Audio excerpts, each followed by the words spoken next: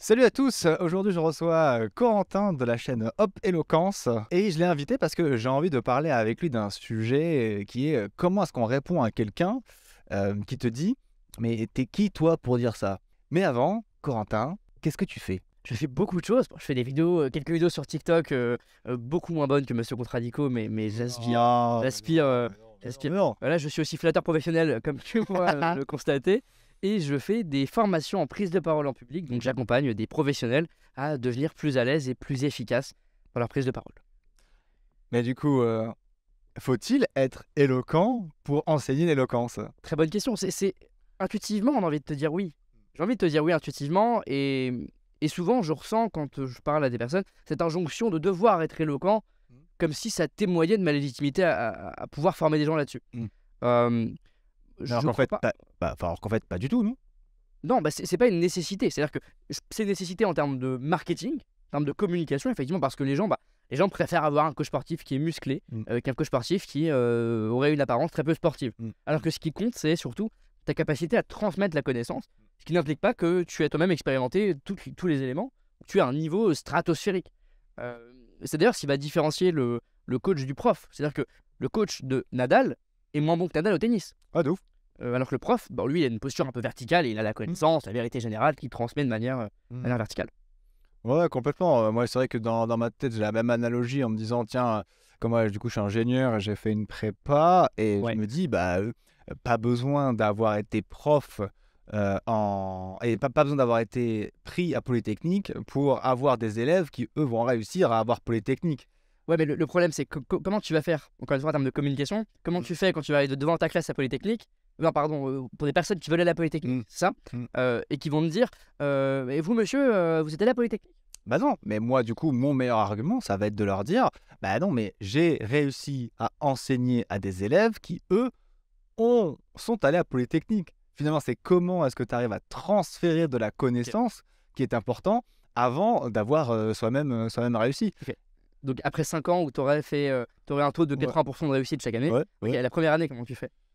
Ah bah la première année, ah bah là c'est le modèle américain quoi. C'est je te laisse faire, tu tentes ta chance Ok. mais clairement c'est un petit peu le serpent qui se mord la queue. Bah oui, non, mais On est d'accord que pour la première fois c'est compliqué, c'est compliqué. est-ce que D'accord. tu serais, c'est quoi ta position? Tu serais ultra transparent? Bah, voilà, pour être honnête avec vous, la première fois que je fais ça, Mm, vous êtes un peu les cobayes, mm. ou tu la jouerais, plutôt confiant, pour essayer qu'ils croient en ça et que ça joue un peu dans cette prophétie? Eh bah ouais, encore là moi j'ai le fake it until you make it. Ouais. C'est presque je sais pas, c'est carrément malhonnête. Attention, faites pas ça chez vous.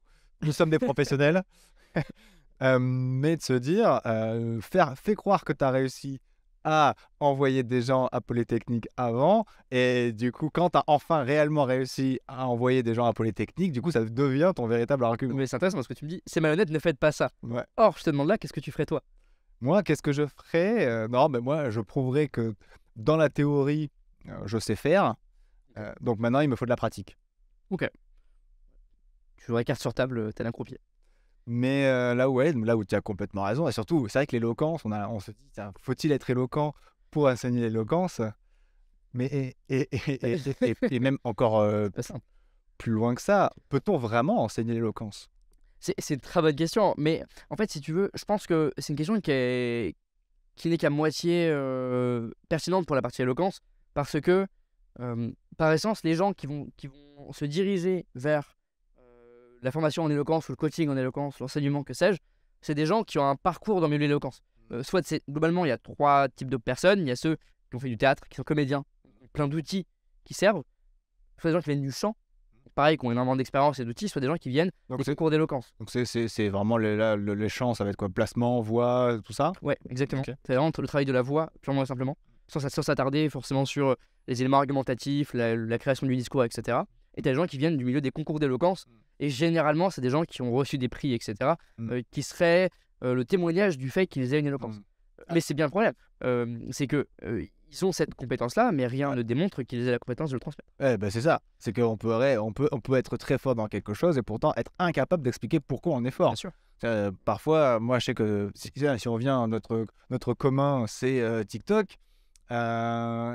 Certains sont capables de comprendre pourquoi une vidéo a marché et donc de pouvoir l'expliquer, de le réexploiter. D'autres ne comprennent pas leur buzz, ne comprennent pas qu'est-ce qui a marché. Et du coup, bah, ok, ils ont réussi, ok, ils ont plein d'abonnés, mais pourtant, bah, finalement, ils sont pas capables de faire la même chose avec d'autres gens.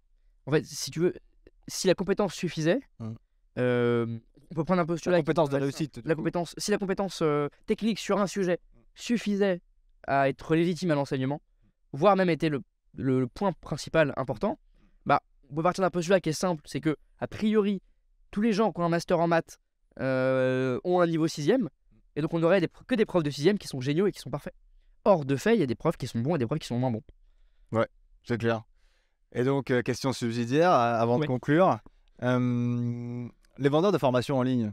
Oui. Tu sais, alors il y en a probablement plein de très bien, et je veux surtout pas de jugement là-dedans, mais la plupart du temps, eux, c'est la preuve sociale. Regardez, j'ai réussi. Mais est-ce que, ton avis, ça serait pas plus intéressant qu'ils mettent en avant les gens qu'ils ont réussi à coacher? Mais je pense que c'est ce qui se fait de plus en plus. Ouais. Je pense qu'il y a beaucoup de formateurs maintenant qui passent par des avis vidéo, par exemple, de gens qui les ont coachés. Moi, encore récemment, je pense que ouais, j'ai fait un grand pas dans ma vie. Je me suis inscrit à ma première formation en ligne, justement, une formation en montage vidéo. Et la personne qui nous forme, qui est pour le coup extrêmement compétente à la fois dans le niveau technique et dans la transmission, nous a demandé des avis vidéo pour témoigner de ça. Et je pense que c'est la meilleure façon de faire. Il y a même une boîte qui a été créée récemment qui s'appelle Charlie, je crois, qui consiste à automatiser la procédure de retour par vidéo pour les entreprises. Ok. Et je pense que c'est le meilleur moyen. Et du coup, il y a une idée de vérification des avis derrière, que ce soit quelque chose d'indépendant? Parce que moi, ce qui me fait toujours peur avec ces trucs-là, c'est que justement, l'avis vidéo, tu peux demander aux copains de le faire. Hein. Ouais, moi je trouve bien avec l'avis vidéo par rapport à l'avis écrit, c'est que bon, l'avis écrit, il est quasiment illimité, le potentiel de. Ah bah là, le Voilà, potentiel de vérification. bullshit, surtout avec ChatGPT maintenant. Je veux dire que j'ai GPT maintenant. La vidéo, bon, t'es limité. Bon, allez, même si t'as 500 amis Facebook que t'as réussi à convaincre, t'es quand même un peu limité. Mais non, je pense que ça reste compliqué d'avoir des avis qui sont totalement vérifiés parce qu'on ferait comment? J'ai du mal à voir comment on pourrait. Faudrait aller analyser les liens. Ouais, non, mais avec une preuve, la personne devrait fournir une preuve d'achat, la personne devrait fournir peut-être son Ouais, mais identité, enfin, ou des choses comme Le ça. créateur peut lui filer tout ça. Le créateur pourrait lui filer tout ça. Ou alors des preuves de sa production. Ouais, c'est vrai, je suis d'accord. C'est dur. Comme ça, en l'état, En l'occurrence, sur l'éloquence, l'avantage, c'est que l'avis vidéo te permet de voir si la personne est éloquente. c'est pas faux. C'est l'avantage.